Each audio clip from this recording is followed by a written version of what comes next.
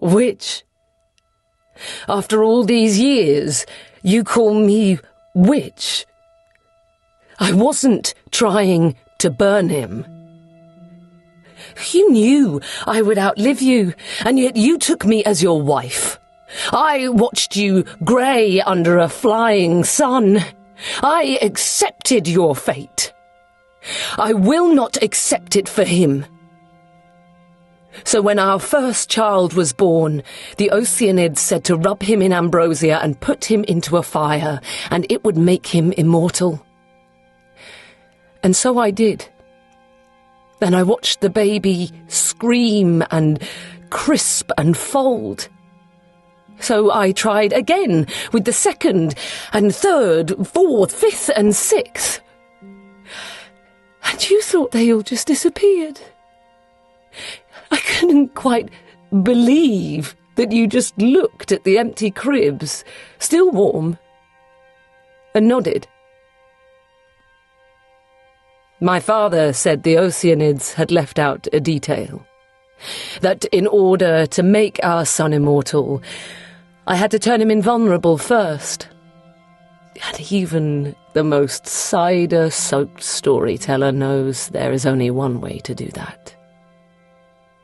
When lucky number 7 came to us, slipping out of me with a screaming chuckle, such blonde hair, such fire, I took him into the underworld, district line then overground. And at the banks of that grey water, I dipped our son, Ligeron. I named him that on the way into the water. His skin puckering in the inky black, his little spine shuddering in the cold. I had to hold him tightly, pinched at the heel between finger and thumb, and I held on and counted to 10. 1. I saw him fall from his tottering bicycle at the end of the drive, the stabilizers snapping at the joint just as the van turned his face into a red mist. 2. I saw a burning bedroom, him suckling his thumb and snuggling a furry unicorn as the flames running across his duvet and up his SpongeBob bedspread. 3. I saw him scrawny and spotty, hair gel quiff like a ski slope, leaning out over the balcony of his school during autumn festival, the swell of his classmates pushing his feet up off the ground, Lynx body spray and CK1 in the wind, pulling him into the drop. 4. I saw a teenager pull the hijabs off 2 girls in a double seat, taunting them with spit and beer, and our son standing up, a righteous word in his mouth and a steady hand reaching out, a hand not fast enough to stop the knife bursting open his eye socket. 5. I saw him driving you back from football, the rain blocking his vision, the sky water smearing across the glass, bursting like crystals in the oncoming headlights, the blaring snarl of a horn and roast of rubber and crush of seat foam and sinew. 6. I saw him teetering on a chair, a rope around his neck, a letter from a love that whispered in his pillow, that simple crumpled note, now a last testament, wisdom-stricken, hope deprived, him trying to get down, to call home, for me to make it all right just as the chair leg snaps. 7. I saw him fitting on the bathroom floor, alone. His throat purple, his eyes bloodburst, his mouth a frothing ruin, the bee sting still poking out of the meat in his palm, the EpiPen dangling above him in the cabinet. 8.